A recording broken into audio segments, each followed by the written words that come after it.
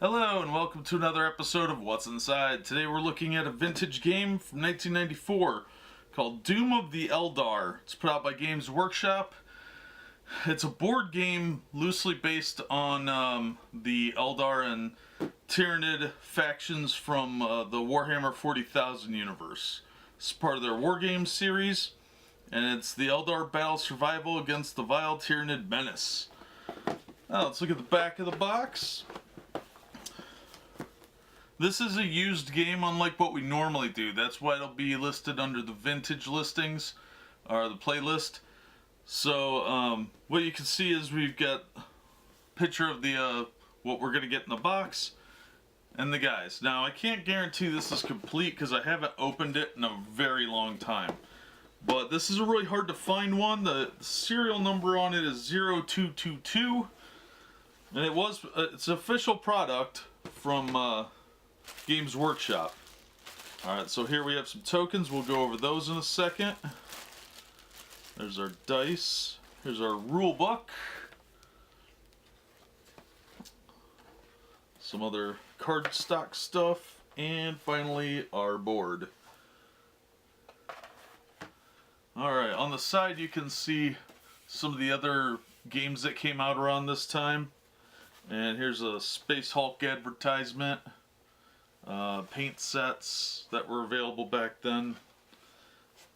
So yeah, on this side is Space Marine advertising Armies of the Imperium and Renegades and White Dwarf. And then on this side is Warhammer 40,000 second edition box set. The Horus Heresy mini box set, which was one of these type of war games with a small faction of Space Marines. Then there was Battle for Armageddon, which I believe was an Epic Space Marine box set, what they later called Epic 40K. Then Chaos Attack, and then Warhammer Fantasy. So, pretty cool. That's the box. You get that out of the way. Alright, let's look at the board here. Of course, because it's Warhammer, or Games Workshop rather, it is high quality stuff. This board's in really nice shape considering the age. So it's just a big craft world. It says Doom of the Eldar at the top here. Let's see if I can get that in frame. So it says Doom of the Eldar. It's got different sectors.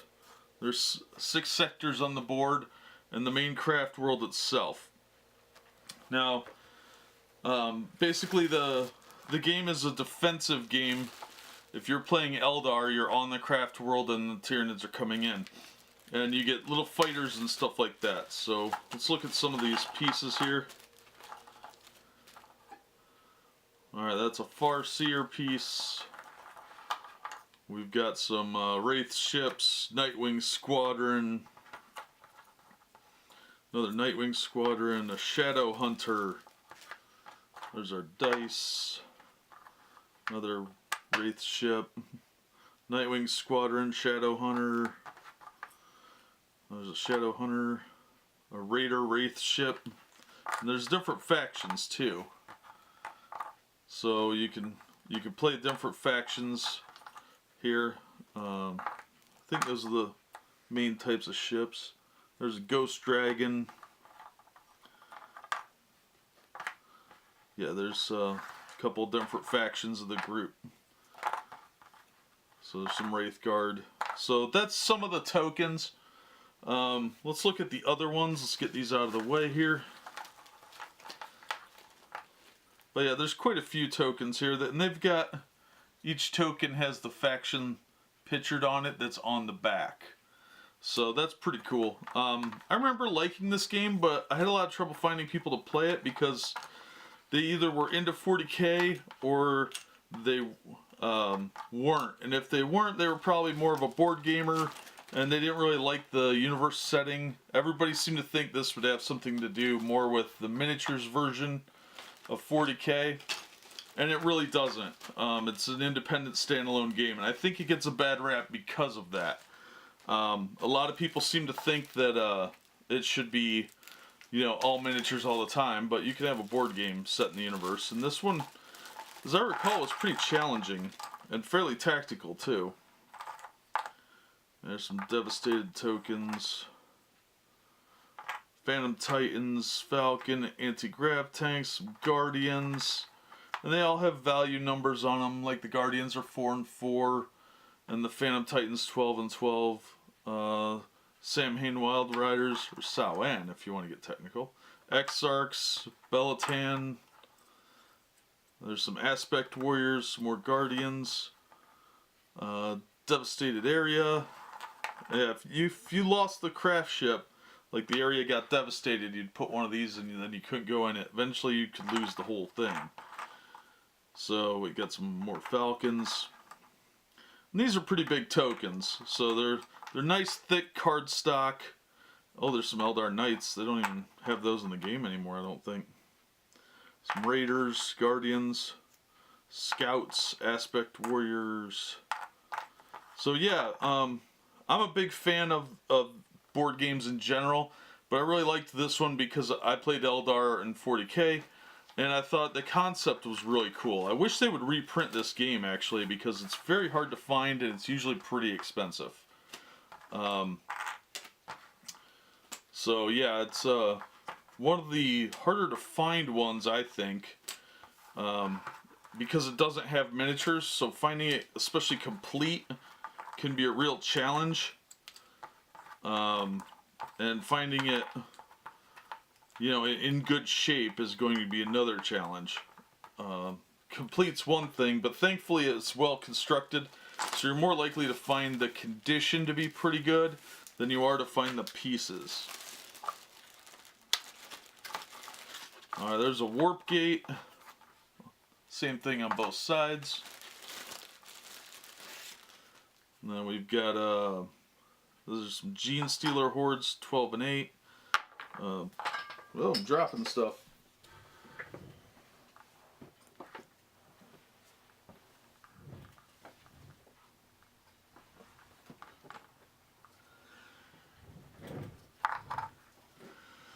There's a hive swarm, hive swarm, hive swarm, hive swarm, hive swarm. See it, and on the back it's got a hive mind.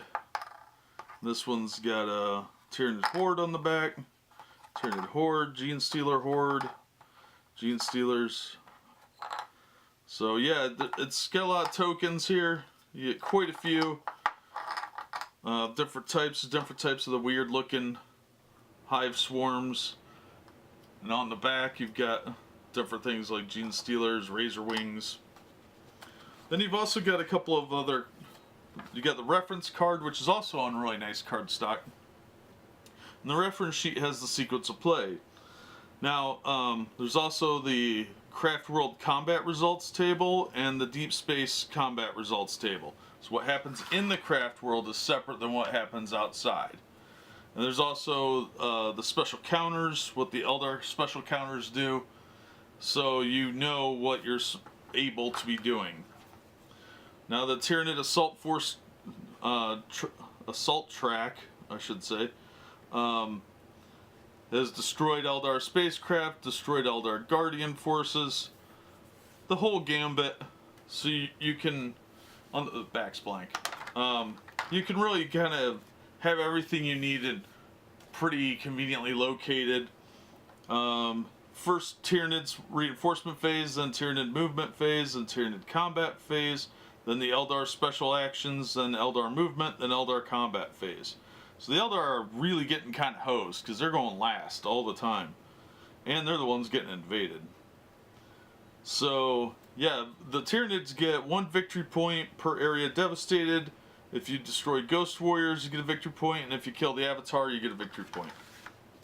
Now the rulebook is the same type of paper that they had made a lot of their rule books with back then. Some of them, honestly, these older ones, they kind of ripped easy in my opinion. They didn't hold up to a lot of gameplay. So it was a bit of a hindrance, but they are nice. They're not cheap quality per se. It's just that they don't hold up well with a lot of use, which honestly they're going to get used a lot. But it's not necessarily that they're cheap, they're just not as good a quality as they probably should have been. Now the main rulebook's only a little over 20 pages, I think it's 22. It's got some of the same standard art that you'd see in the other 40k stuff. A lot of the Eldar books, the Eldar Codex, had a lot of this exact same art. So that's a little cheap, because like here's a full page picture. Well, it's pretty, but not really relevant to the game. But it's not a very complicated game. I remember enjoying the game, but it is, because it is kind of a one-off board game kind of thing, a lot of people never really got into it, and it's because it's not a miniatures game, and most 40k players that I knew had no interest in board gaming, and most board gamers weren't interested in 40k. But if you like both, this might be a fun endeavor that is definitely a change of pace from your regular 40k game. So, yeah, like I said, it's high quality, it's well put together, everything is thick cardstock. The only thing that's a little chintzy or cheaply made would be the rule book, but it's not due to it being inherently bad or lazy. It's just the use of it is going to wear it out. I think it's decent quality, it's just it's not designed for heavy use, I guess would be the way to say it. So that is what is inside the Doom of the Eldar box set. And that's going to do it for this episode. Thanks for watching, and we hope to see you next time on What's Inside.